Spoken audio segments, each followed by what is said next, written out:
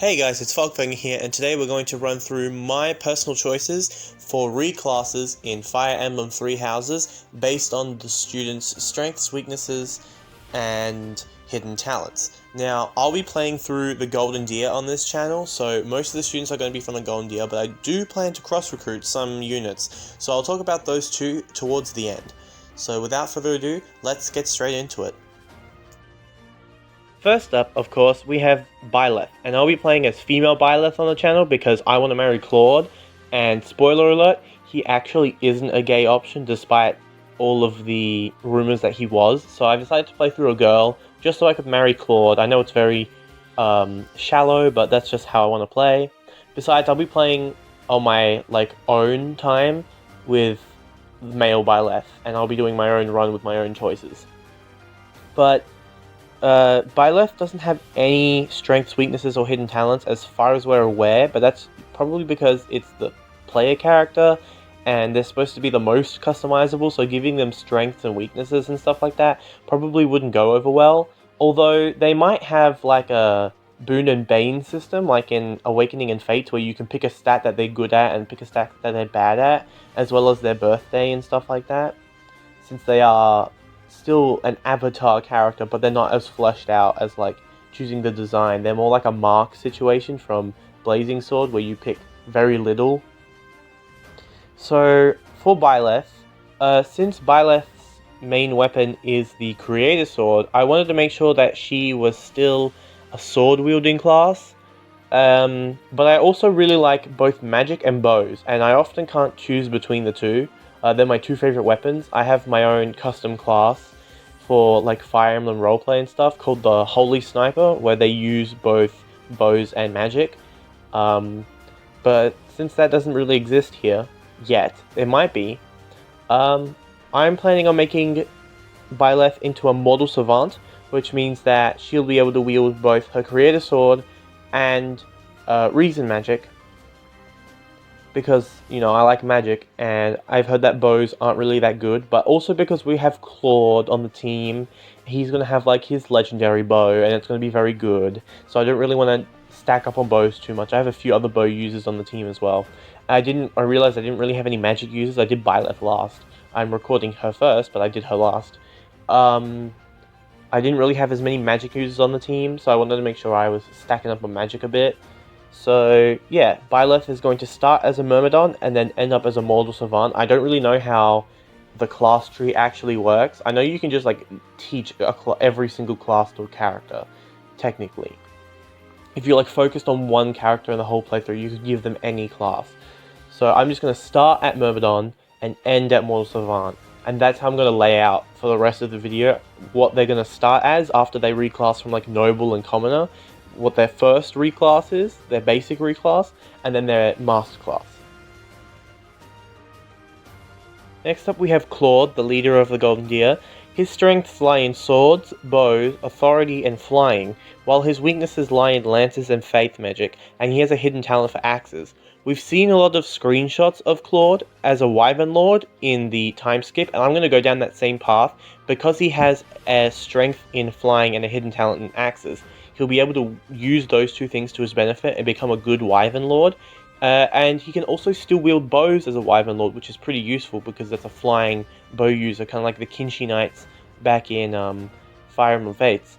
So yeah, he's going to start off as a fighter and end up as a Wyvern Lord with his bow, but also flying and his hidden talent for axes.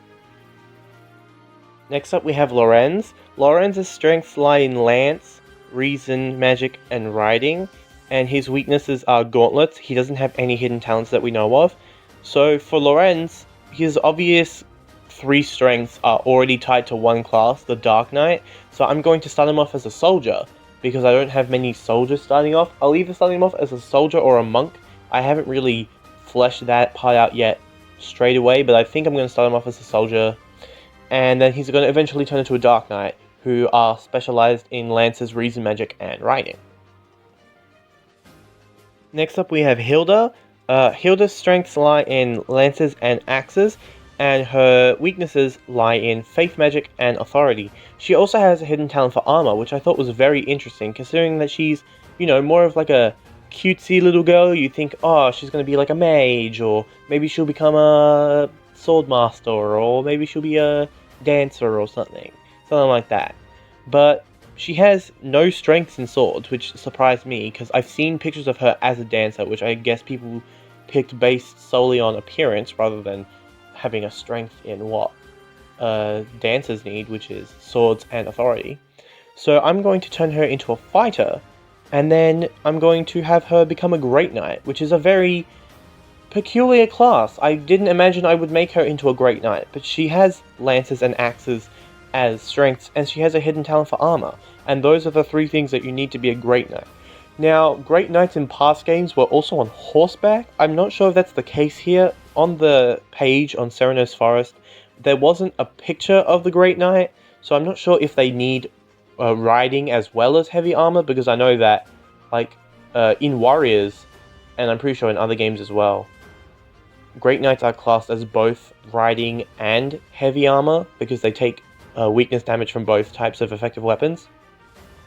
So I'm assuming that she might actually need to be a rider as well, but that doesn't really pose a problem. I'll just stick her in a few riding classes.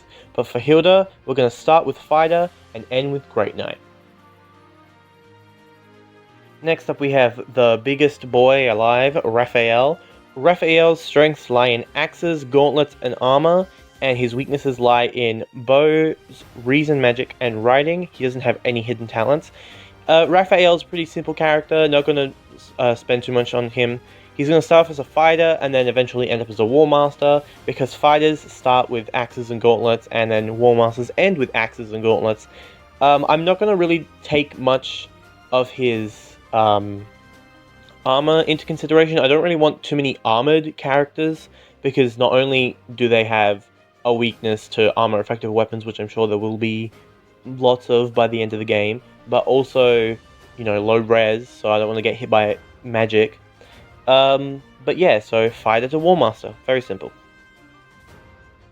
Next up we have Lysithea, the prodigy of the Golden Deer. Lysithea's strengths lie in reason magic, faith magic, and authority, and her weaknesses lie in swords, lances, axes, and armor, but she has a hidden talent for swords, which I did consider right at the beginning, but then I realized that, well, I didn't realize, but Lysithea is a girl, which means she has access to the Masterclass Grimoire, and she's going to be the only Grimoire on the team, because she's the only female character that I'm training in magic. So she's going to start as a monk, and then she's going to work her way up to Grimoire. She's also going to be the team's main healer, because I don't actually have any other characters that can wield white magic, which is a little bit of an oversight, but I also don't really tend to heal as much. I usually just rely on stuff like being strong and vulneraries. If you've watched my Fire Emblem 7 Let's Play, I am focusing a lot on making sure that Sarah is around to heal. Well, when I was doing Lin mode anyway. But in, like, when I was playing like Awakening and Fates, I rarely used healers. I only used them to heal as a way to gain EXP, not to, like, strategically heal. Like, a character would take 1 damage and I would be like, oh, they need to be healed so that I can get EXP. So I'm probably going to do something similar to with Lysithea, but she has reason magic too, so she can wield all the types, and she's going to become a Grimoire, which is like a really powerful magic class. So yeah, I'm really excited to see what kind of stuff she can do. Next up we have Ignatz. Ignatz's strengths lie in swords, bows, and authority, and he has a weakness to flying, but he has a hidden talent for reason, which means that he's a good unit to turn into a Mortal Savant, which is what I'm going to do, because he has his swords, but he also has reason magic, and those are the two things that Mortal Savants turn into. So I'm going to start him off as a monk, so that he can get that magic training in real quick, because that's his hidden talent, and also I only have 1 monk other than him, which is Lysithea, who I just mentioned. So he's going to start as a monk, get that reason magic hidden talent, start learning his swords, and then he's going to eventually become a Mortal Savant. Next up we have Marianne. Marianne's strengths lie in swords, faith magic, riding, and flying, and she has a weakness for gauntlets and armor, and she doesn't have any hidden talents that we know of. So I'm going to start Marianne off as a Myrmidon, and then I'm going to turn her into a Falcon Knight. Falcon Knights, I believe, can also wield lances, so I will have to train her in that. She doesn't have anything towards it. She's not strong, weak, or talented at it. So she's mostly going to focus on wielding swords, because I do have a few other lance users. But yeah, she's going to be probably one of my very few flyers on the team. The only one I can think of memory that we've already mentioned is Claude. So yeah, she's going to start off as a Myrmidon and end up as a Falcon Knight. Next up we have Leonie. Leonie has strengths in lances, bows, and riding, and she doesn't have any weaknesses or any hidden talents, which makes her really versatile, because without having a weakness, she can pretty much train in anything. But I'm just going to go off her strengths, and I'm going to turn her from a soldier into a bow knight, which allows her to wield both lances and bows. If they do have a class later on, a master class, that wields lances and white magic, I might consider making her into that class, because she doesn't have anything bad towards reason magic. Sorry, not reason magic, faith magic. And that'll make her a secondary healer on top of Lysithea, which I have very few of, as I already mentioned. So it would be nice to have that, but for now she's going to start off as a soldier and end up as a bow knight. Now we're moving on to the characters I plan to swipe away from the other houses and stick into the Golden Deer. The first one we have is Bernadetta from the Black Eagles. Bernadetta has affinities for lances and bows, and she has weaknesses in swords, axes, gauntlets, and armor. But she has a hidden talent for riding, which sounds very familiar because the character that we just talked about, Leonie, also has these things. She has a talent for lances, bows, and riding. So Bernadetta is going to start off as a soldier, just like Leonie, and then she's going to end up as a bow knight as well. And I think I'm going to keep her as a bow knight rather than change her to any white magic wielding class should something like that come up. But yeah, Bernadetta is going to start with soldier and end in bow knight, just like Leonie. Next up, also from the Black Eagles, we have Caspar. Caspar has strengths in axes and gauntlets, and he has weaknesses in bows, reason, and authority with no hidden talents. Much like Raphael, Caspar's strengths automatically direct him to becoming a War Master, so that's what I'm going to do. I'm going to start him off as a fighter and end him off as a War Master. Next up, from the Blue Lions, we have Felix. Felix has strengths in swords, bows, and gauntlets, and he has weaknesses in reason, magic, and authority, but he also has a hidden talent in reason, and because of that, I have planned to make Felix into a Mortal Savant, banking on his hidden talent, really boosting his magic capabilities. So he's going to start off as a Myrmidon, and then he's going to end up as a Mortal Savant, wielding swords and reason magic. Next up, also from the Blue Lions, we have Ashe. Ashe has strengths in axes and bows, and he has a weakness in reason magic. He also has a hidden talent for lance, but we're not going to put that into anything right now. He's going to start off as a fighter, which lets him wield axes and bows very early, and then he's going to end up as our second Wyvern Lord, alongside Claude, because I believe that he can wield bows in Wyvern Lord. I don't think that's exclusive to just Claude.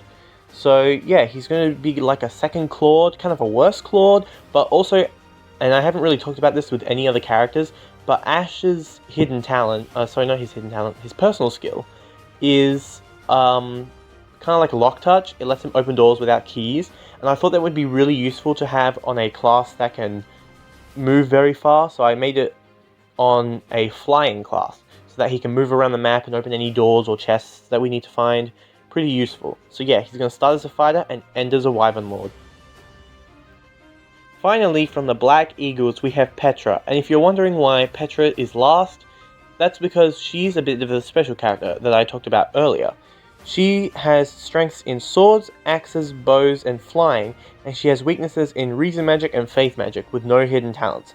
But I'm going to recruit Petra to become my dancer, because when I was looking at the dancer outfit, I was like, well, I want my dancer to be like a character that people would be invigorated by, and I looked at all the female characters that I didn't already have, and I thought out of all of them, Petra would probably make the best dancer. She probably has like the best look in the game for like a dancer, as opposed to being the best looking female character in my opinion. She's got like that kind of foreign sexy look going to her. I've also seen her time skip, portrait, which I won't spoil on this video, but it looks really good, and I'm really glad that I've decided to make her into a dancer. So yeah, I'm going to recruit Petra as my 5th out-of-class character, out of Golden Deer class, not out of, like, actual class. Out of Golden Deer character, and she's going to become my team's dancer. And that's it. That's my reclassing plans for my Golden Deer Let's Play of Fire Emblem Three Houses. This is a tentative plan. It could change based on whether we do have other master classes that we don't know about. But right now, going off of the talents and strengths and weaknesses that we do know, and the classes that we do know, those are the choices that I'm going to make, and I'm most likely going to stick to them since a lot of them already focus on each character's strengths and hidden talents.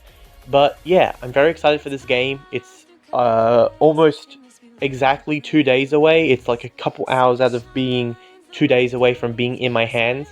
I'm planning on recording them in bulk so I can play a lot of the game at once, but then upload them on their specific days. So for a reminder for that, I'll be uploading episodes of the Three Houses Let's Play on Fridays, Mondays, and Wednesdays, which in the US and Europe, for those of you watching over there, should be on Sundays, Tuesdays, and Thursdays. Unless I upload late, but I don't plan on uploading late, I'll probably have a specific time if I've already recorded in bulk and all the videos exist on my channel, I just have to publish them. So I'll probably have like a time where I upload, probably be around Fire Emblem Heroes like news hour, whenever that is for you. That's probably when I'll upload them. I know it's a bit late, but like, you know, then you can watch them when you wake up, stuff like that. But yeah, that's going to be it for this video. I hope you guys enjoyed my plans for Fire Emblem Three Houses. If you did, don't forget to like and subscribe so that you can actually see my playthrough as I upload it. And until next time, bye guys!